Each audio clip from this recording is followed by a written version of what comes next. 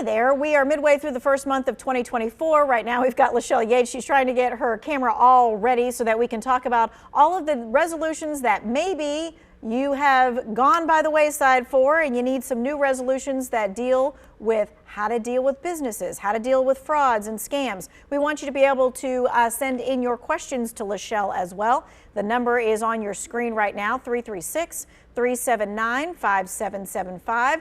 She wants you to enjoy a fraud-free year. So how do we do that? Okay, let's talk about this. Let's talk about the 5 fraud-free resolutions that we can do now that, we're well into January.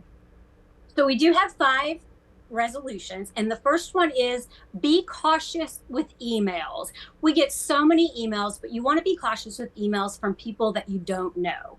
So, scammers can make emails look like they're coming from government agencies, from legitimate organizations like BBB, from legitimate businesses. And you just really want to be careful and not click on links or open attachments from unsolicited emails. The second resolution, I resolve never to send money to strangers. If you haven't met a person face to face, do not send them money. This is especially true if the person asks you to transfer funds using a prepaid debit card or the Cash App. Money sent to strangers in this way is untraceable. So once it's sent, there is no getting it back.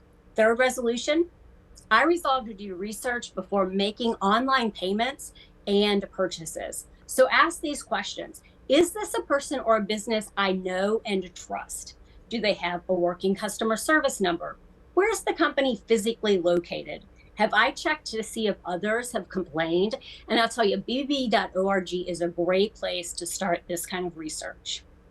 Resolution number 4, I resolve to use my best judgment when sharing my personal information.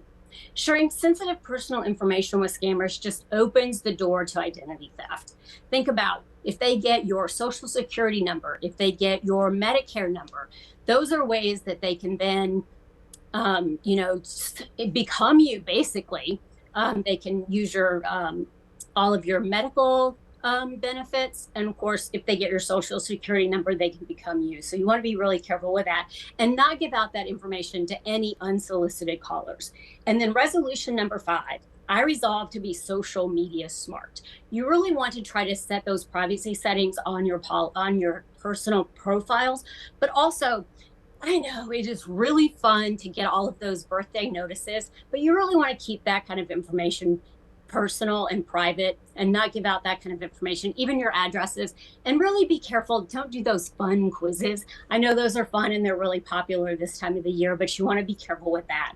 And also, be careful with social media ads. BBB Scam Tracker, we get thousands of complaints about products that people buy from social media ads. Yeah, and I know we've talked about that a couple of times. Either the ad gives you the product, but it's like mini, or it just never sends you the product, or it double charges you or charges you every single month. Or they try to lure you in too with things like, oh, this is for a charity, so some of your money is going to go to the charity and they'll get you that way. Or a lot of times, the products look great, like you said, and they're starting also now to use AI generated products as well as the websites and the ads as well. So you really have to be careful with what you're doing on social media. All right, speaking of social media, this was all over everybody's Facebook feed, like in the last week and a half, the whole look who died, and it's a scam. Why is it important to stay away from it? What do we need to talk about with this? Well, so this scam starts with a shocking Facebook post that says that somebody that you know has died suddenly.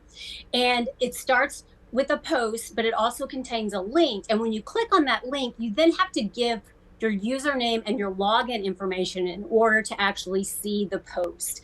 But what happens as soon as you do that, you've given them your username and your password, but you've also downloaded malware onto your device. So now your profile is going to spread the same message to all of your friends. So they're going to start getting the information as well. So that's how it perpetuates itself. So here's what you need to do. If you have clicked on that malware link, there are a number of steps that you should take immediately. So first, if you're not locked out of your account already, immediately change your password so that the hacker can no longer log into your account. Also, you want to head to your security settings and log out of any locations or devices or apps that you don't recognize. And you can do that by clicking on the menu and choosing Not You. Also, make sure to check the email addresses linked to your account. If there are any unknown ones, you want to go ahead and remove those. And this is also a really big one. If you don't have two-factor authentication set up on your account, go ahead and do that. And I mean, I know it is awful. I hate it too, but it really is the best way to protect yourself. And this way, you're only able to log into your account if you received information through like a text message or through an email, and you have to go ahead and provide that second set of information to be able to get into your account. And that keeps the scammers from being able to get in. Right. You're the second person this week at this time who has said this. AARP talked about that yesterday. So that is something, you know what, I guess we're nagging you, but we're nagging you for a really good reason. That two-factor authentication really does help.